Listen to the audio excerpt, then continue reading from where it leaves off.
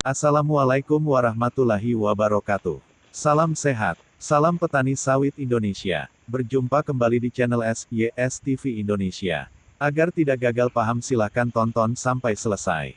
Harga tandan buah segar TBS sawit di tingkat petani masih anjlok.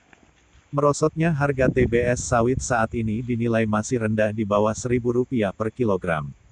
Pemerintah tengah berupaya memperbaiki harga TBS sawit.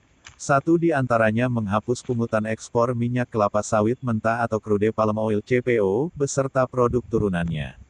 Kebijakan ini diungkapkan Menteri Keuangan Sri Mulyani Indrawati di sela-sela agenda G20, di Nusa Dua, Bali, Sabtu, tanggal 16 Juli tahun 2022. Dengan penghapusan pungutan ekspor jadi Rp0, tidak serta-merta akan menaikkan harga TBS sawit petani, pasalnya untuk pengosongan tangki timbun membutuhkan waktu yang sedikit lebih lama. Gabungan Pengusaha Kelapa Sawit Indonesia, GAPKI, mencatat, stok akhir minyak sawit nasional per Mei tahun 2022 melonjak jadi 7,23 juta ton. Dibandingkan posisi April tahun 2022 yang sebesar 6,10 juta ton, biasanya stok minyak sawit.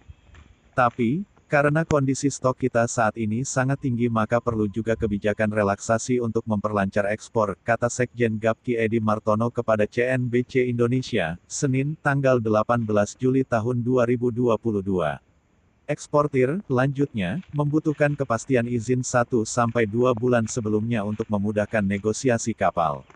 Dengan kondisi stok yang abnormal, maka ini yang harus dikejar agar stok segera turun, pastinya dengan ekspor yang lancar.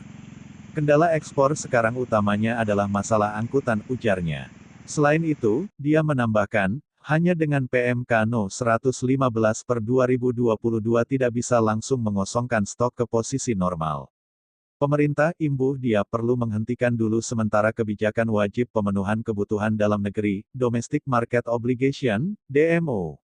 Paling tidak sementara dihilangkan dulu sampai stok CPO mendekati 3-4 juta ton. Kalau stok tetap tinggi akan menghambat kenaikan harga.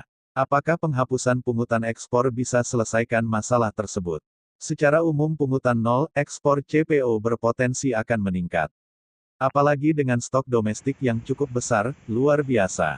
Namun dengan pasar CPO dunia yang sedang menurun, stok yang besar tersebut dan peningkatan ekspor akan membuat harga CPO dunia makin drop. Sehingga akan menekan balik harga TBS petani, jelas Tumkot.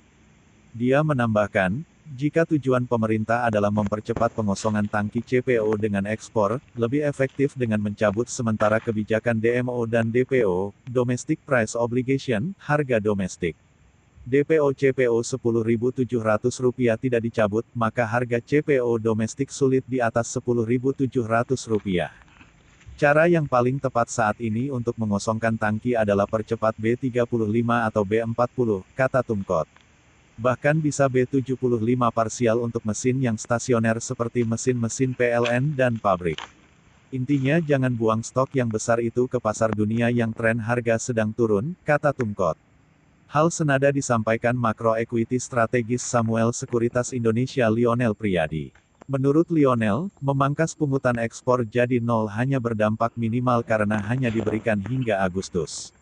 Seperti diketahui, Menteri Keuangan Sri Mulyani memangkas pungutan ekspor dana perkebunan kelapa sawit jadi nol, mulai dari maksimal $200 per ton di harga maksimal biji sawit dan turunannya hingga tanggal 31 Juli tahun 2022 dan maksimal $240 per tanggal 1 Agustus tahun 2022. Keputusan Sri Mulyani itu berlaku mulai tanggal 15 Juli tahun 2022 dengan diterbitkannya Peraturan Menteri Keuangan PMK, nomor 115/PMK, 05/2022 perubahan atas Peraturan Menteri Keuangan nomor 103/PMK, 05/2022 tentang tarif layanan Badan Layanan Umum Badan Pengelola Dana Perkebunan Kelapa Sawit pada Kementerian Keuangan. Tapi, jangan salah, tarif nol hanya berlaku sampai tanggal 31 Agustus tahun 2022. Mulai tanggal 1 September tahun 2022, pemerintah kembali mengenakan pungutan ekspor BPDPKS untuk biji sawit dan turunannya. Besaran tarif per tanggal 1 September nanti tidak jauh berbeda dari rencana tarif.